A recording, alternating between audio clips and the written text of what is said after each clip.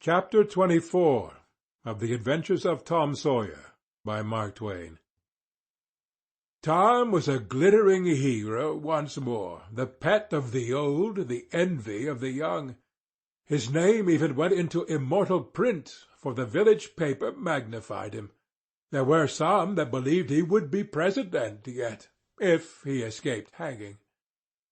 As usual, the fickle, unreasoning world took Muff Potter to its bosom and fondled him as lavishly as it had abused him before. But that sort of conduct is to the world's credit, therefore it is not well to find fault with it. Tom's days were days of splendor and exultation to him, but his nights were seasons of horror. Injun Joe infested all his dreams, and always with doom in his eye.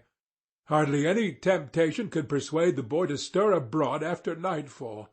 Poor Huck was in the same state of wretchedness and terror, for Tom had told the whole story to the lawyer the night before the great day of the trial, and Huck was sore afraid that his share in the business might leak out yet, notwithstanding Injun Joe's flight had saved him the suffering of testifying in court. The poor fellow had got the attorney to promise secrecy, but what of that?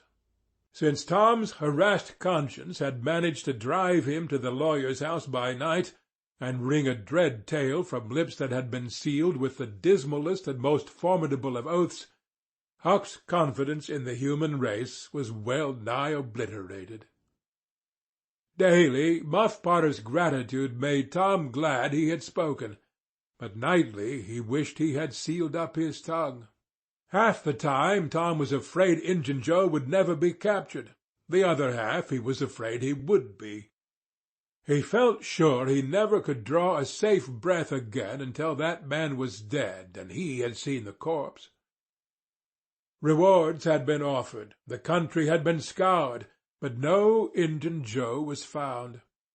One of those omniscient and awe-inspiring marvels, a detective, came up from St. Louis, moused around, shook his head, looked wise, and made that sort of astounding success which members of that craft usually achieve. That is to say, he found a clue.